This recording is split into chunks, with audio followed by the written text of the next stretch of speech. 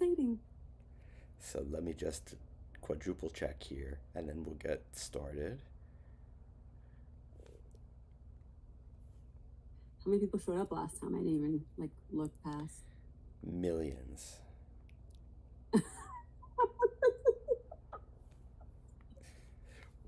So Okay. So everything then if I seems get to 1 million, I'm gonna be insulted. Okay. everything seems to be working. Uh, it's 6:41. We told everybody to be here at 6:45. So we'll do introductions then, but how about until 6:45? Okay. Um, Let me tell you what I had for dinner, and you can judge me. I don't judge anyone. I just handed a bag of sour like Scandinavian swimmers and fruit leather dots. Like I just handed them, you know what I'm saying? And I'm handing it over to Monica and David Janae. Do you know them? No.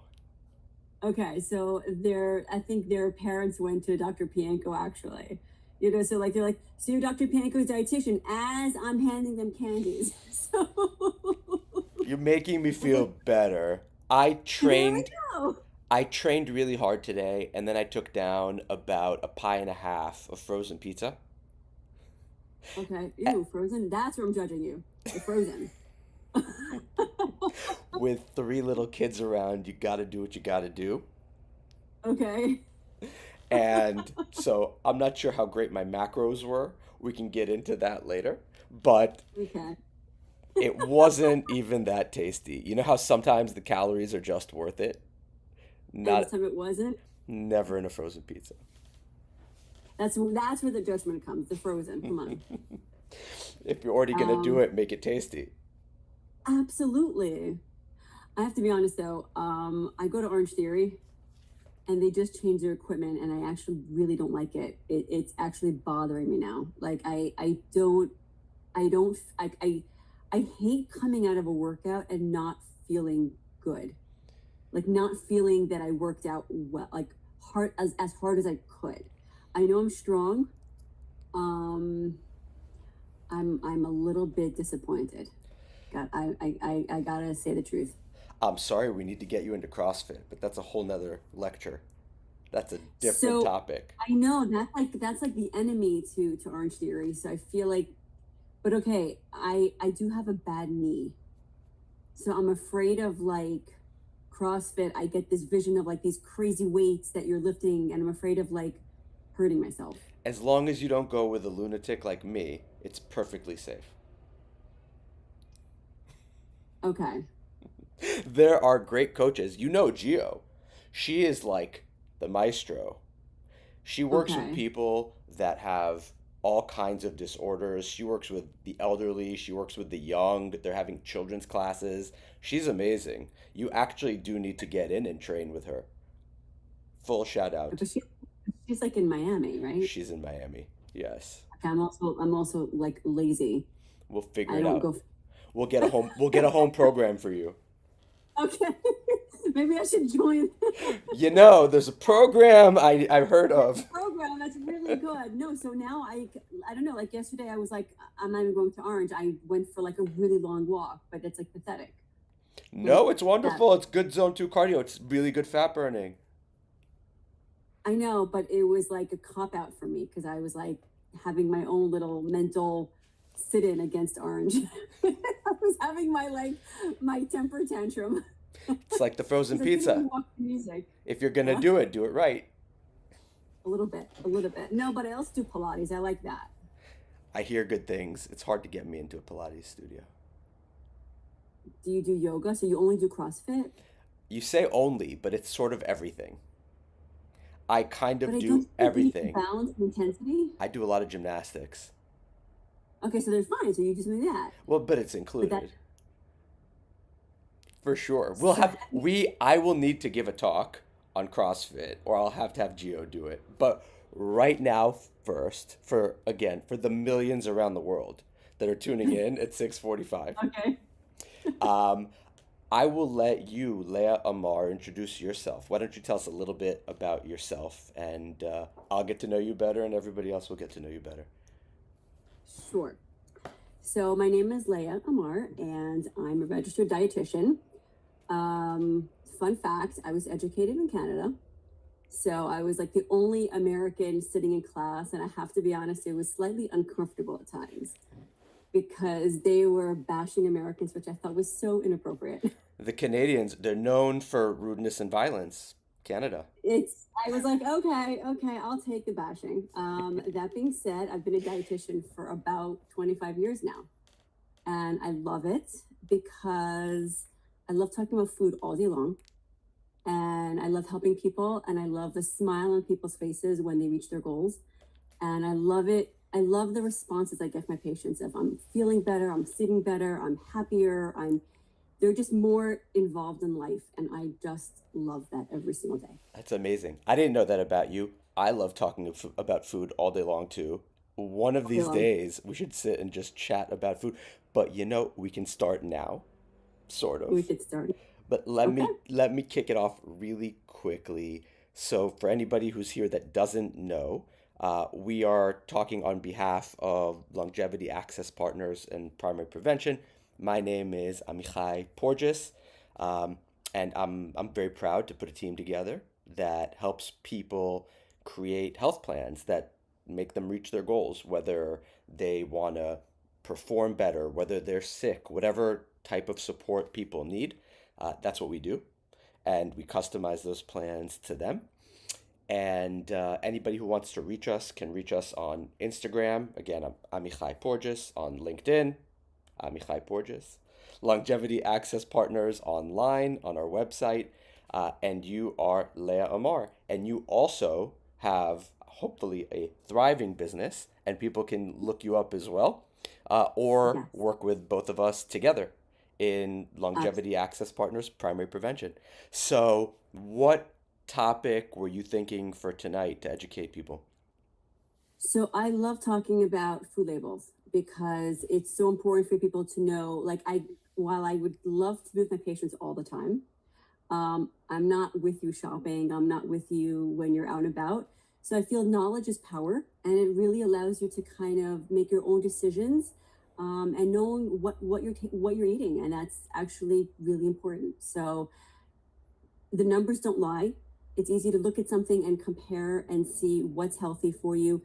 Food companies spend a lot of money on marketing, and they put really pretty pictures in the front.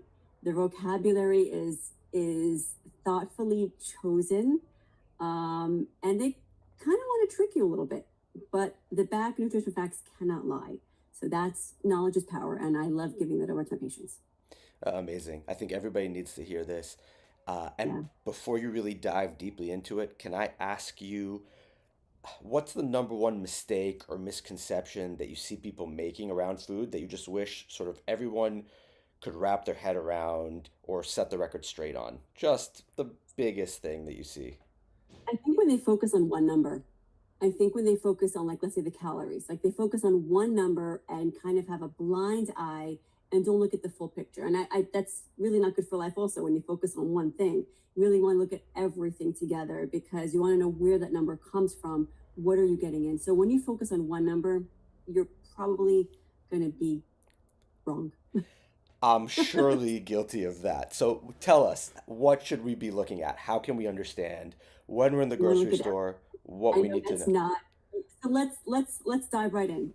You want to share a screen? Let's dive right in because you really want to look at everything because it's really very easily laid out. When I travel to different countries and I look at their food products and I see their food labels aren't as clear as ours, I'm like, God, we have it so good here. So I would love everyone to kind of take advantage of that and recognize the beautiful information you have in front of you. Amazing. Okay, and we have it up now. So Okay, perfect.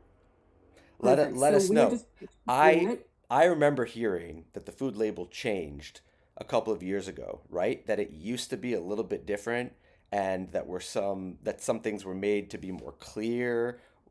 Do you Now know it's about it's that? it's more clear. It's definitely laid out better. I guess I didn't put an older food label up because everyone likes the newer and the real one. I do want to say this is a shorter food label, but it doesn't matter. Like I don't want people to think that The longer food labels, you're getting more information, and here you're being cheated of information. This is the basic information, and I can explain to you the differences with the longer ones. But this is the basic information. More than that, it's kind of bragging right that like the products are giving you, but really this is what you want to know, because this is what's going to allow you to make those right decisions for whichever product you want to buy.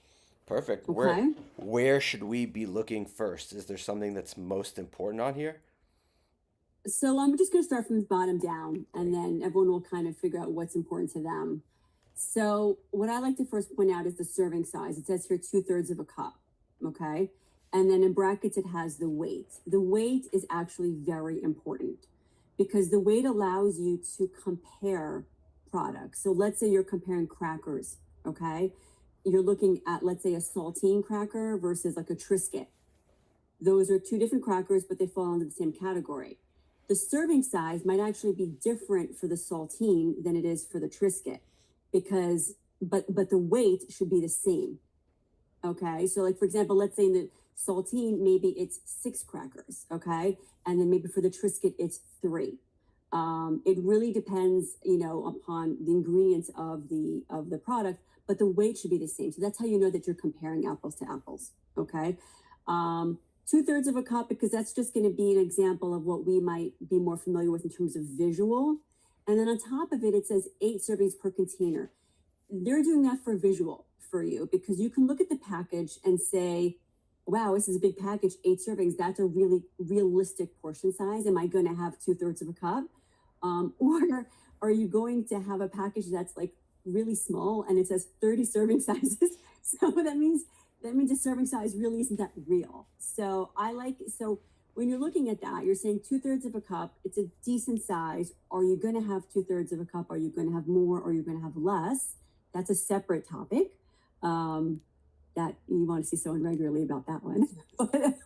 But the 2/3 of a cup is what we're talking about now. And when they tell you 8 servings per container, it just gives you another visual in terms of if it's realistic for you, and the serving size is good. Unless you're somebody like me that figures how many of these am I going to have to multiply when I take down the container. Well, you can do the math, but we're going to stick with 2/3 of a cup for now. So for 2/3 of a cup, you're getting 230 calories. I actually want to put out there, I don't even know what this product is, but it doesn't really matter. Mhm. You're getting 230 calories. Now we're going to focus on the left-hand side of that label. And as you see, it says total fat 8 grams. So that could be a number everyone, oh my God, 8 grams of fat. Is that too much fat, too little fat? Like, do I need to be concerned over that? I'm going to answer all those questions for you. But I first want to get to the fact that it's broken down. There are different types of fats. There's good fats and there's bad fats, okay? By law, they're obligated to list the bad fats. So if you look at a longer food label, it's going to say saturated fat, trans fat, and then below it, the polyunsaturated and the monounsaturated. Here, it only lists the saturated and the trans, but that's okay, because that's all that you need to know. Because what you do is you take that 8 grams and you subtract 1, and now you know 7 grams are coming from the good fats. So it doesn't really matter that the mono and the polys are not listed, because it's simple math.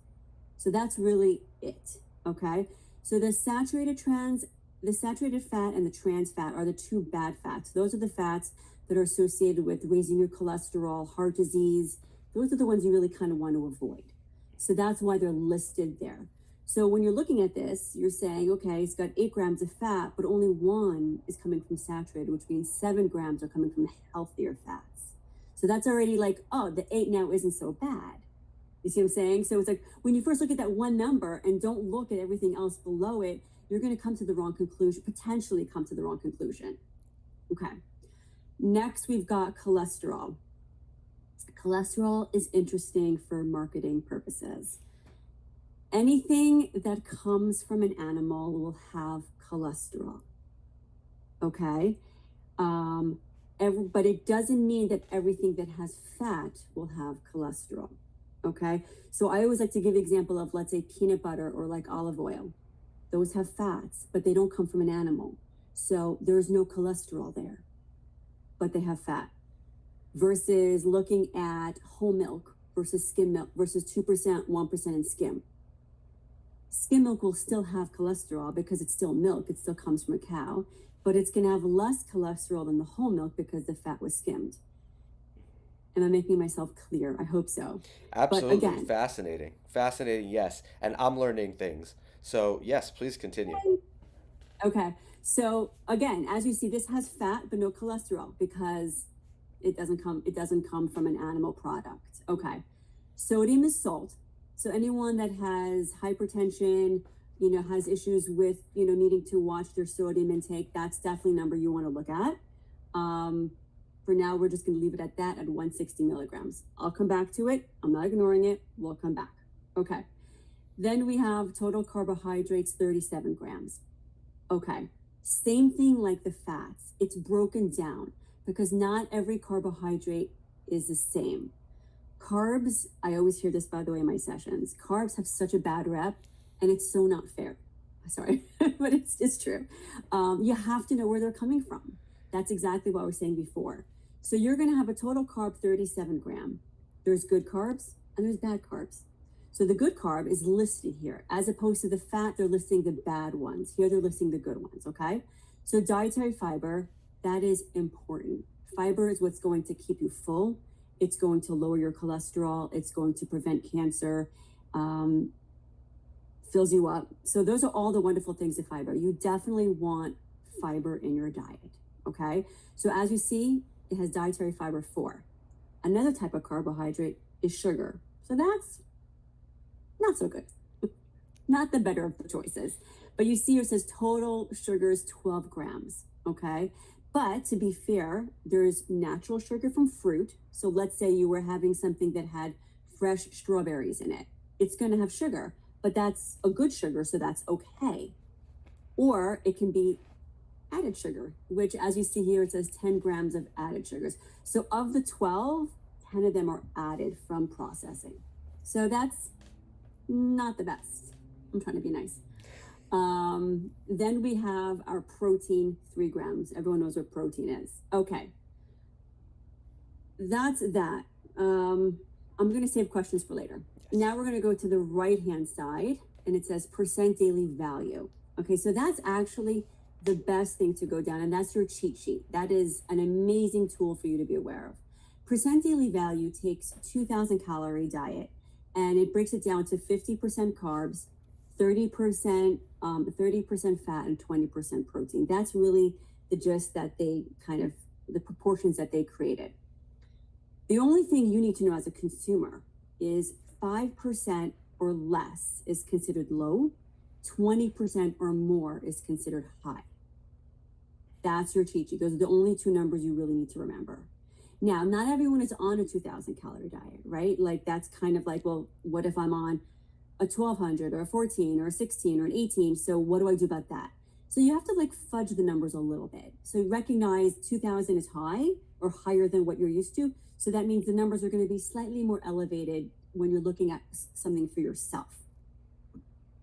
Okay, so now let's go back. So we have total fat 8 grams, slide our finger down, 10%. Okay, so where does that fall? That kind of falls in between that 5 and 20. So it's middle of the road. Okay, but wait, let's hold off judgment. We're going to go down now. Saturated fat is 5%. That's low. So what could happen is, in terms of marketing, this product in the front of the box can say low in saturated fat.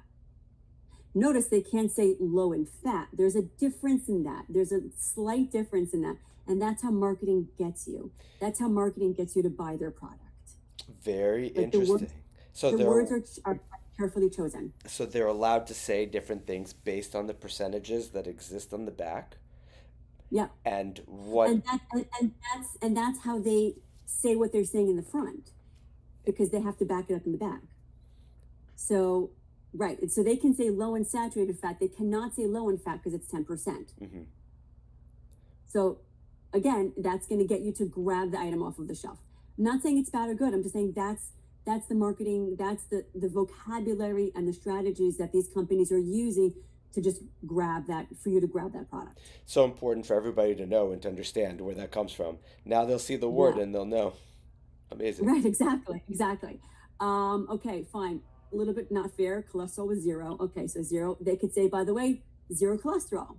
They're going to use these numbers to promote themselves the best that they can because they want you to get to buy the product. I would love when I would see peanut butter that said cholesterol-free food. No kidding. Like, do you know what I'm saying? But they're assuming that you don't realize that. But I like, I'm the nerd that laughs at the supermarkets at the marketing things when I'm choosing the products. I get like a little chuckle. But yeah, I do. Okay. And Again, people I don't. love food. People don't realize that. There's no question about Right. it. So that's why knowledge is power. Once you have this knowledge, it applies to every single food label. It's the same thing. So now we're going back to our sodium that I did not forget.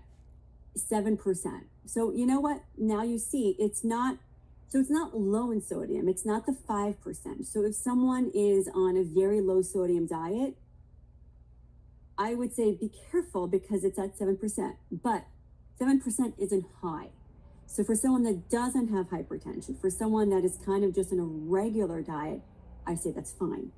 You see what I'm saying? So it really depends on your medical conditions in terms of how concerned are we on that 7%? I'm talking about the sodium. Okay, so that's where you fall out. That's where every person is different. Okay. Then we have our total carbs, 13%. See, now 13% isn't so bad because 37 seems so high. But when you look at that percentage, 13 falls right in that middle. But then come down one thing and you see 14% fiber. So wow. For 13% of your carbs, you're getting 14% of your fiber. That is a high fiber content. So that's great. Okay. As we then go down, you are getting that 20% for that sugar.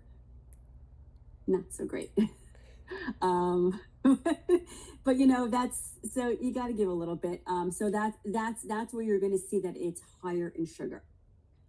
For all of those that potentially have diabetes or, have high blood glucose, and we're kind of worried about that. So what's important, you hear a lot of net carbs. What does that mean? Okay. So that means is what carbs is your body actually absorbing? So what you do in that situation, if you are on insulin, if you are, you need to really be careful and count those carbs. What you need to do is you subtract the 4 from the dietary fiber from the 37. Okay. Because dietary fiber, you don't really absorb it. It kind of comes out. And that's what's going to help guide you in terms of whether you're taking insulin and all that stuff in terms of your medication. But that's what net carbs means. Net carbs means of what carbs are you actually absorbing and digesting versus eliminating. Okay. Another point of reference is for you to know. So let's say 37 minus 4 brings us to 33.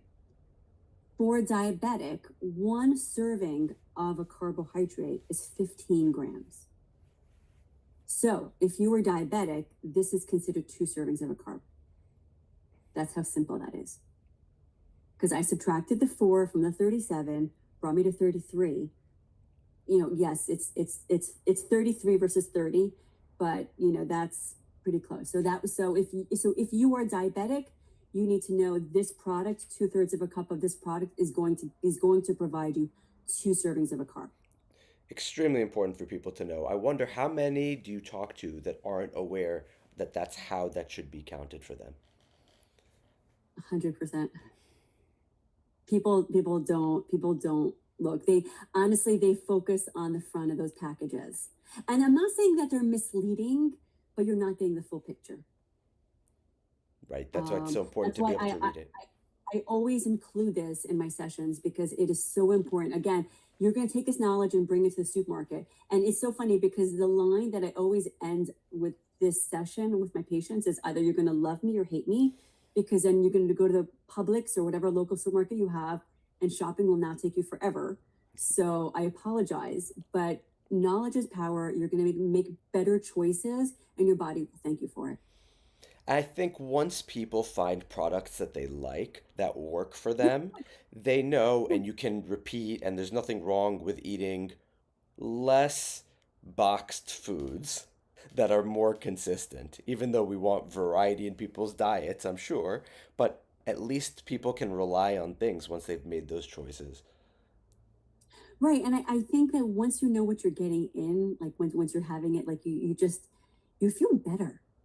You feel better. And it's just, it's like one of those like aha moments when you're like, wow, this is great. So I don't know. I love teaching this. This is super important. Are there other Um, aspects? Yes, there's please. wait. Okay. Some food labels, I know I told you I love talking about it. Some food labels will have a percent daily value for protein. This one does not. So some will. So the reason why it might have that is because if the front of the box is all about marketing, I told you, if the front of the box advertises itself as being high in protein, like if they mention protein, they have to prove it. So that's why some will have it and some will not. It doesn't mean anything as it pertains to you. It's just a matter of like what their marketing strategy is to get you to purchase the product. And even there, it's the same rules. 5% or less is low, Yes. 20% or more Yes. is high. And a lot of Yes. people have heard that the protein daily recommended value has changed. Has that It's gone up. taken effect? It has gone up. It used to be, let's say, zero point 0.8 grams per kilogram of ideal body weight, so like one. Now it's shifted to like 1.2 grams per kilogram. Now, granted, this is all about it can vary based upon your activity level in terms of how you're exercising, but now our starting point has changed. Yes, Protein is having I a think so. moment, and it might be a topic for another day because that's its own thing, I think. It could be. So another like misunderstanding that I would get also from patients is I like to kind of put things in boxes. I know we're talking about out of the box, but like if you're having your grain, have like look for fiber. Do you know what I'm saying? Like you want to have a whole fiber item. If it doesn't have so much protein, that's okay because you're having your protein separately. Like that's okay. So I feel like don't always try to mix because you're not going to find one perfect food, and that's why it's important to have all the different types of foods. So when people are like, oh well, this carb only has 2 grams of protein, it's not supposed to have so much protein because it's a carbohydrate, or vice versa. So it's like it's really okay for everyone to just kind of everyone needs to do their job, and then you're good. Okay, there's more. Okay, this food label does not show ingredients, so I'm sorry about that. I'm not sure why, but just so you should know, for ingredients, the first few ingredients it goes by weight. So, I mean, again, the food label kind of shows you everything you need to know, but it goes by weight. So the first few ingredients are going to be the most in the product, and then as it goes down, it's going to kind of have less and less. And that's something very useful for people to know. I know that my wife and I debate it all the time, but it's great to know that it goes by the weight in order. So the first Yes, ingredient is what the thing is made out of, and it continues correct. down. So Yes, it'll go downhill. perfect. Thank you. Yes. Yeah. Another thing about marketing, as you see, I'm very into that. If you see, let's say, reduced fat, right? So let's say you have two types of crackers. You have Triscuit and regular Triscuit and reduced fat Triscuit. What does that mean? It, Okay, it means that the new Triscuit has less fat than the old Triscuit. correct, by 25% fat. But it doesn't mean that okay, I'm using Triscuit as an example. I apologize to anyone. It doesn't Yes. mean that the new Triscuit is healthy for you. I was giving an example. Like, so you still should turn that box over and look at it. Do you know So what I'm saying? it doesn't mean that the Triscuit is a low fat food. It just Correct. means that it has less fat than full fat And the Triscuit. original product. Okay, that's all that means. That applies. I'm totally picking a Triscuit. That applies to any food item. Okay, that talks about any other type of food item that I shouldn't say as a dietitian. So So anytime the word reduced fat is in there, it means that there's another product that they make or brand or sell that has more fat. It does not classify the item in and of itself. correct, correct. It's just less fat than the original. Now, if something says light, it's 50% less. Hmm. Than the original. than the original. I apologize. Yeah. Yes. So those are vocabulary words that companies really need to use and follow. And those are the tools we can use to kind of also make educated choices and really go to the supermarket and see what you're purchasing. I will be honest. I find this is a very big help. This is important information for anyone, but I will say this is actually important to look at snacks for children tend to have a lot of sugar, and people are not aware of that. Yeah. So I have three little yeah, kids, and one of them is a sugar baby. And it's okay. It's unbelievable how hooked kids get on sugar and how worried parents are. And I'm hoping that you say that we should be. um, you're my boss. I'm gonna be nice to you, no?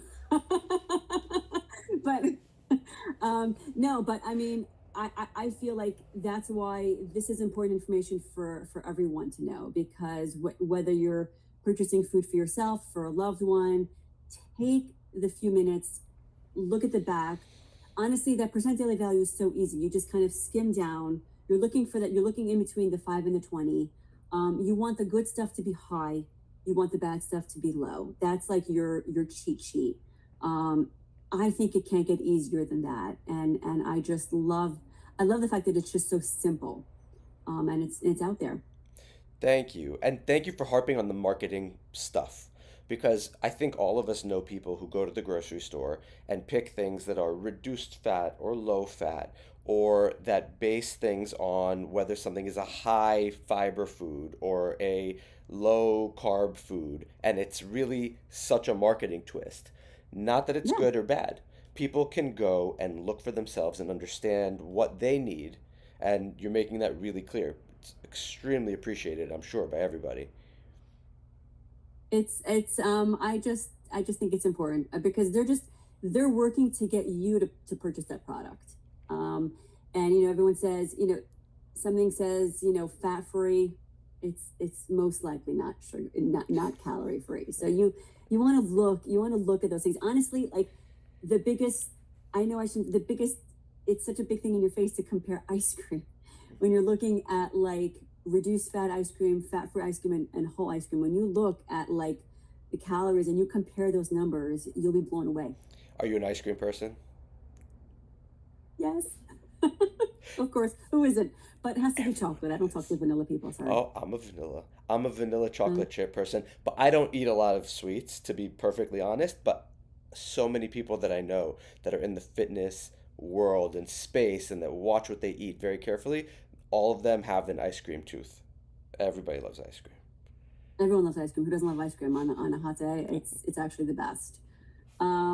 I'll still talk to you that you eat vanilla. I think I'll have to get over that. um, I'm anything chocolate. Sorry. I think we're gonna have to agree to disagree. We have, so I want to let you finish with the food labels because I think it's the thing that's going to give people the biggest impact fundamentally in their day-to-day life. If there's other stuff that you think people must know, please. But if not, there are a lot of questions that people have asked, and I would love to I'm get happy to to those too. answer any questions. I'll just quickly say I forgot to mention the vitamins on the bottom. Those are the basic vitamins you have to list. Some companies will list more. Again, it's bragging rights, which is fine. So just a quick reference: this is great in calcium and excellent for iron. So because right away you just take your finger and zip down that percent daily value. So you see 20% for calcium, and iron 45%. So that's great. Thank you. There. Any questions? Oh, I'm gonna start with some of mine, and then we'll go to the audience. So I track my calories and my protein, but I don't pay much attention to things like saturated fat or fiber. Am I missing something? Assuming that I'm perfectly healthy, am I okay? And if I'm not so healthy, is there something in that kind of diet that I should be worried about? well, yeah, because if you're not tracking your saturated fat, again, that's the fat that's going to, causes heart disease. You definitely want to track that. You want to choose, even within the fat section, you still want to choose leaner fats, lower in saturated fat. Everyone is very into coconut. It's the only fat that is saturated and is liquid and is always, we'll say, liquid, as opposed to solid, in terms of its chemical properties. So that has a lot of saturated fat. So please look at those food labels before you're getting on the next trend. And Um, there's a lot about fat that I think is a misconception, right? Can you address some of that for us? People well, for look at sure, because sorry. No, please. I think people look at fat and say, "No, no, bad, bad. Fat will make me fat." And it's Right, clear. that will make me fat. Hmm. I have news for you. You can get fat on fat-free products. Hmm. So fat will fill you up. So does fiber. So that's you definitely want it as part of your diet. It fills you up. It provides important nutrients. By the way, vitamins A, D, E, and K are only absorbed. They're considered fat soluble vitamins. You need fat to be able to absorb that. So it is an essential part of your diet. It absolutely is, but you still want it within limited amounts and choosing healthier fats. But it's definitely an essential part of your diet. So, what are some good fat sources that people really should be including in the appropriate amounts? I would say, let's go by section. Let's say, okay, oils. I love avocado oil. Also, avocados. Those are healthy fats. In terms of, let's see, what other fats are there? And I'm just trying to think of. Well, okay, you have also like some of the seeds. All the seeds will have some natural fats and oils. Those are also very good for you. They're also going to have fiber. Um, I'm trying to think what else. Uh, Offhand, it's hard to like kind of be put on the spot like that. I could tell But you, just I use mountains of olive oil. I have a lot of eggs, and I make everything in olive oil, um, and lots of nuts, things like that. nuts. I wonder if we're cooking and you're using a fat, is something like canola inherently worse than olive oil? Does it matter how you're using it or when? So I use canola oil when I cook when like olive oil, just you're gonna taste it and it doesn't really it'll affect the taste of the food. Canola oil will have less saturated fat. It has more of the monounsaturated fats, which is those are the healthier oils. So like I said, when you're looking at comparisons, so if you were to look at say safflower oil or vegetable oils, when you look at those food labels, again, you want to see which ones are going to have less, that are going to have more of the monosaturated and the polyunsaturated, because those are the healthier fats for you, and less of the saturated and trans. So I also use olive oil wherever I can. I use olive oil, avocado oil. I use those wherever I can, but that's not always feasible in terms of cooking. And So I kind of have a few of them. does the temperature that you're cooking it at matter? Yes, because that's how it'll, in terms of how it breaks down, and in terms of the heat temperature of the oil. Yeah. So So, that's why, yeah, so what right. might be good for deep frying versus what's good for putting on a salad? You want me to ask you what's good to deep fry? I love deep fried um, food. We make one of the my wife wants me to make you tell me to stop making French fries at home. so fun fact, actually. Fun fact, if I can get like personal here, I would spend summers in a sleepaway camp, and I worked in a culinary center, and they would ask me to like see how much it would get under my skin to deep fry Oreos. So they purposely gave it to me to piss me off. So um so that's how I would spend my summers. And sorry. Uh, Interesting though, when you use a deep fryer and you put the temperature of the oil very high, the food actually absorbs less oil. It was actually crazy because I did it myself, where I would deep fry the items, and then I would put like paper towel with like the because I'm like, okay, I can't give these kids all this fat. I can't, you know what I'm saying? um, and then you put the item down, and it actually didn't have a lot of oil on the paper towel. So I'm not saying everyone should deep fry their food. I need job security here, but like, um, when you actually keep the oil at a very high temperature, it actually doesn't absorb as much oil as you think it is. As opposed to, let's say, like eggplant. If you put an eggplant in oil and the oil is not hot enough, it's like a sponge. So it's really about knowing your food and keeping that oil actually at a high temperature, to kind of absorb less oil in your food. Very interesting. I did it myself. I can. So, how about, are there any major misconceptions that you have to set the record straight on with food in terms of sugar or in terms of fat? Anything that you see people just get wrong all the time that just has to be said? When they take something out completely out of their diet, I feel like let's just have everything in moderation, because that's how you're going to live a happier, more fulfilled, more satisfied life. Moderation is the key. Um, I have my ice cream. I don't do candy, but I have my ice cream. It's you got to live. You got to live, and you got to enjoy, and that's okay. So don't cut anything out. Don't say, "Oh my God, I can't have carbs. Oh my God, I can't have this." Um, you can, and you should, and I'll have it with you. Do you, so here's a hard one, I think. Do you think that people at different stages of their life, assuming that they're healthy enough, should be eating differently in their 30s versus in their 50s versus in their 70s? Are there choices that So people should be making that are different? yes, definitely, because what happens is every 10 years, unfortunately, your metabolism slows down. So, like what you're eating in your 20s, you really can't have in your 30s, in your 40s, and for sure in your 50s. Definitely, bodies change, that's for sure. Male, female, pregnancy, you have all these different stages of life where your body is going to need certain requirements and certain nutrients. So that's when it is very specific to kind of seek out, specifically for what your needs are, where what your life stage is. Um, Portion sizes will change.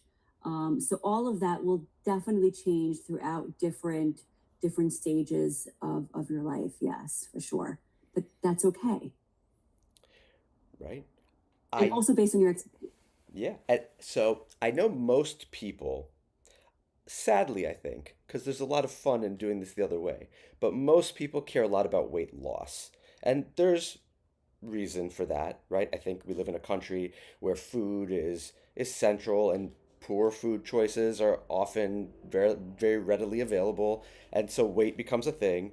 But most people are interested in weight loss. Personally, I'm more interested in weight gain, but that's me.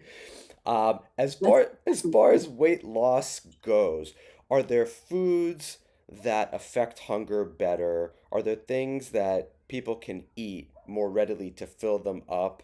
And is there something around how frequently they might eat that can help them to meet their weight loss goals? So that's where the higher protein will come into play. Um, I think, okay, so there's a few things I want to say. I think people are hungry when they eliminate carbs completely, because again, that's where the fiber is, right? When we go back to that food label, that's where that fiber is. You're going to get fiber from a fiber is a carbohydrate by definition. So when you take that food out, that's what's going to make you hungry. And when you're hungry, you always make the wrong choices, because you're grabbing the first thing you see. You might grab some frozen pizza if you're hungry, and it could be all the wrong choices. um, but it's in front of you. So um, So true, so true. There, I mean, I so think when you yeah, some of the so benefits you of need eating frequently are just not being overly hungry and grabbing that first thing that you see there and getting a candy bar or overeating it if you do have it. right, because when you're hungry, you're going to have whatever you want. Um, I I find this is the same thing I tell my patients. You're going supermarket shopping, don't go hungry. You're going to like a big party, don't go too hungry. because if you kind of like save yourself and say I'm going to have it there, you're not going to have any rules. You're not going to have any kind of key and moderation for yourself. So to stay full, I would say you want to have frequency. That's where you want to maybe have a good source of protein, and you want to hydrate. A lot of times people think they're hungry, but they're really kind of thirsty. um, so having a water bottle with you, I don't know, I'm kind of weird. If I don't have my water bottle next to me, I don't drink. If I lose my water bottle, I freak out and I'm like, I can't have water from a cup. That's so weird. Like it's so I get it. Everyone has their favorite water bottle. I have mine. And I take it wherever I go. Um, so when you have your water bottle, drink it, use it. Flavor your water. That's totally fine. You want to put lemon slices, you want to put mints. That's great. Mix things up a little bit. Like enjoy it. But when you have, make sure you're having your fiber to answer your question. Make sure you're having your fiber, making sure you're having your carbohydrates. And then you want a little oomph to not gain that weight. That's what the protein is going to do. Yeah, I've found if I'm trying to lose any weight for athletic performance or anything like that, that eating a lot of fiber fills me really dramatically, that having protein fills me really dramatically. And some fat, you have to have it, right? Without that fat, I think things just aren't For sure. satiating and it affects hormone function, and all kinds of things. I read a study, I'm not sure when it was from, about almonds, and people basically ate raw almonds as much as they wanted, and they found that they lost weight. I think it's because people just lost the taste for almond. There's I only would so if many you I can if eat. I if I ate one food, of course I would lose weight. Like I love nuts, but after a while the boredom kicks in for sure. That's right. I would just say because at some point you're like, I'm going on a hunger strike. So I get that. Just no No, mas. in terms of snack, I think a great snack could be like back to our Triscuit crackers, Triscuit crackers, a slice of cheese and some fruit. That's how you've got all those different food groups. You've got your carbs because and also the Triscuit, but you have your fruit. You're going to have your cheese, which is going to be your dairy, which is going to have some fat in it as well. So all that's like a great snack. Peanut butter and an apple. So when you combine different food groups together, you're getting in that fat, you're getting in those carbohydrates, and you're getting in that fiber. It really does fill you up. Peanut And butter and apples are my favorite snacks. I love peanut butter. that's delicious. It's You peanut butter is really my favorite meal. So you mentioned hydration, and I think everybody hears they should be drinking more. Is there a right amount, and is there stuff people should be putting in their water at all? I can say I've had cramping issues for a long time. I've tried electrolytes and I've tried salt. Are there things people should be doing, or is the best choice really just water and a lot of it? I think the best choice is water and a lot of it, and I think also depends on your workout regimen. I think people that work out a little bit more probably have more of those requirements. Maybe some tonic water can work for you also. So I think that's very individualized. That's kind of very specific. Water is a blanket statement for everything. In terms of electrolytes, I guess is what you're asking. Really depends on, let's say, if you're sweating a lot, and what the rest of your diet is. I don't like recommending a lot of supplements because sometimes people use it as like a crutch to then not eat healthy.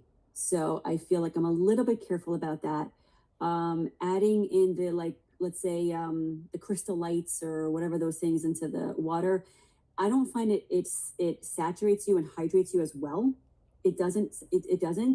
I get it if you want like a variety in terms of taste. So that I get. So I would do that like every now and then. I certainly wouldn't do it all the time.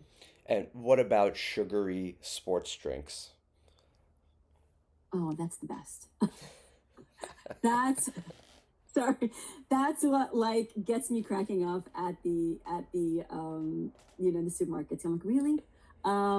You want to watch out for those sugary sports drinks. I find it's not necessary to kind of have. I like the ones that have like protein in it. Like if you want something right away after workout, like there's Gatorade Zero with protein. That is a good choice because it's zero sugar and it's got protein. So it's if you have that like urge right after workout, that's a great thing to kind of have. I would try to avoid the high sugar drinks because it High sugar, defeats the high purpose of calorie. People think that they're getting some liquids, and they're having a Coke's worth of sugar. Right. When you look at those, when you look at like, sodas and stuff like that, honestly, like with some of my patients that we need to take baby steps with, I will say just take out the soda and let's take out the soda. Everything else stays the same. Let's take out the soda. Let's replace the soda with the water and let's talk in 2 weeks and you tell me how you feel. Um, and that's my usually my first step. It makes perfect sense because people don't realize how many calories they're getting, and it goes down Oh, smooth. I do the math with them over the phone. Oh, I like freak them out. I literally do the math with them, and it's usually if you stop drinking your soda, you will lose usually a pound a week. What? You're talking about three, four sodas a day at least for those. Yes, yes. Yes. So yeah. So in my private practice, I do see a little bit of that. So I do say take out the soda, and let's talk after that. Like, and for them to just see that small change. By the way, I always do a little happy dance with them, so I'm so excited for them. And we work from there. So here's another interesting one. We try to give our kids organic fruits and vegetables, but they're very expensive and they go bad very, very quickly. If you have to make a choice, would you have the fruits and vegetables and have them not be organic, or would you have less of them but make sure that they are organic? Okay, so I'm a little bit in between the two. I'll tell you why. First of all, for in terms of organic fruits and vegetables, there's that list like the Dirty Dozen, I believe, Yeah. which some of them have more pesticides than others. I am more for getting your kids to eat more fruits. All of when you think about it, all these studies that we quote or we are following, none of those were organic products, right? So when you look at all these medical studies and all these journals, they were not using organic produce, and yet this is the information we're using now. So all of a sudden now, the information that we're using to get the stuff is no good. So I feel like let's get a hold of ourselves. Organic is great, but it is very pricey. Um, I when my kids were younger, I kind of did a combination of the two because apples always fell in the Dirty Dozen. My son loved apples, and I know he never washed them. So I just know. I know he would grab them out of the fridge and never wash them because I would know. So I felt like, okay, fine, I'll buy the organic because this poor kid has never washed these apples, but he was eating them. So okay, so I feel like you got to pick your sweet spot. But if you had to like strictly pick one, I would say go for the cheaper vegetables. Go where you can get them, where they fit within your budget, and just eat healthy and wash them, and you'll be great. So And he does wash his apples, so now I can go now, back to it. I feel like I have to give that conclusion after that. what And I are hope he's some, not watching. I hope he is. Again, Okay. one of the millions of people around the world. What what specific instances or conditions would you want people to really seek advice from a dietitian on? What types of people do you think just are walking around and thinking they can figure this out and they really, really need some professional guidance and assistance? Diabetes for sure. Diabetes for sure.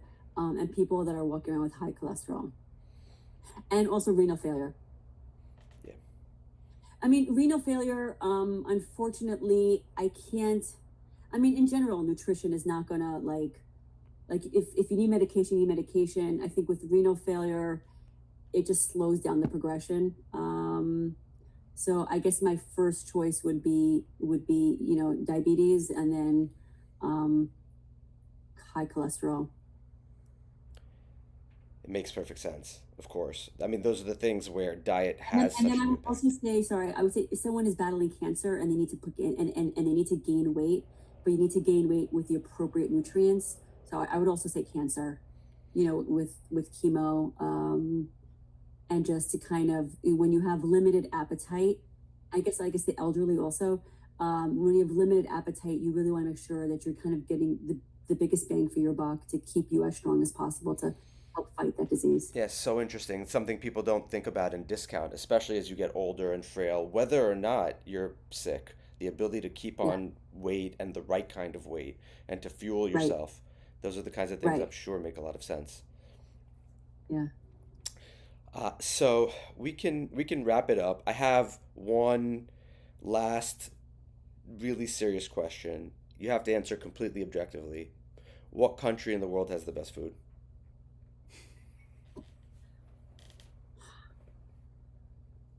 Okay, that's a hard question. You like got me there. Stumped. Um, Stumped. Have you seen that according, map of the world where they have triangles and they say pick a eating zone, and one zone has like Israel and the Middle East and Southeast Asia and China, and then you have the rest of the world, and people say like if you don't pick D, I something's wrong see. with you. I see France. France. Do you like French cooking? Yeah, yeah, I do. So can I say that? But that was a hard question. Oh my God, I have to really think about that one. Uh, Um, well, it actually reminds me, I know there's a lot of conversation about the Mediterranean diet, and it's been discussed that it's sort of the diet. Is that true? Is there something about it that's magical, or is it, a way of eating and of grouping foods together like you've been discussing here that's really the key to it? so I think that the Mediterranean diet has its value because I find that like a lot of times people ask about diets or these fad diets, they always fall into different categories. They're kind of it's all the same thing, just reinvented in terms of vocabulary. So the Mediterranean diet is actually it's like a lower fat diet. When you think about it, they use a lot of legumes, a lot of chickpeas, a lot of like healthier oils, and that's their staple. And you're just calling it the Mediterranean diet. That's what you're calling it. But when you actually pinpoint what is the Mediterranean diet, right? It really falls into a not vegetarian diet because there's meat in there, but it's just choosing a combination of higher fiber products, lower fat products, lean cooking. I don't know, same thing to me. Just call it Mediterranean. Is So I'm all about the vocabulary. I'm all about what does it mean? Like really, like break it down. What does it really mean? And things seem a lot less intimidating. I was gonna ask you if there's anything you want people to take away, but I think you just said it. Do you want to say it again? A closing statement for people until they get to see you here again? Oh, well, I hope I can see everyone again soon. The millions and millions of people. I hope to get to know every single one of you. I don't know what did I say. I don't remember. I said About keeping it was simple. you just basically a healthy diet is going to be about balance, variety, moderation, choosing leaner fats, cooking things in a lean fashion, um, fruits, vegetables, variety. Color is so important. Color is important. Variety. Don't get bored. Don't eat almonds all day long. That sounds boring. Um, and uh, yeah, I Leah think so. Amar, thank you so so much. I had Uh, so much fun. this was wonderful. Can't wait to have you on Thank again. you. I can't wait to come back again. Maybe you'll ask me to come back. So for everybody watching, again, I'm Amichai Porges. Reach out to me on Instagram, on LinkedIn, on Longevity Access Partners website, on Primary Prevention MD website. We'll link it in the show notes too. We build health plans for everyone, whatever you need, whether you're healthy, whether you're sick. That's what we do. We structure them around you, and we hope to see you again next week, Wednesday, 6:45. These shows will be available for you to watch whenever you want, and hopefully we can make the audio available alone too. Leah, this was wonderful. Thank you so Thank so you so much. much for having me. Bye.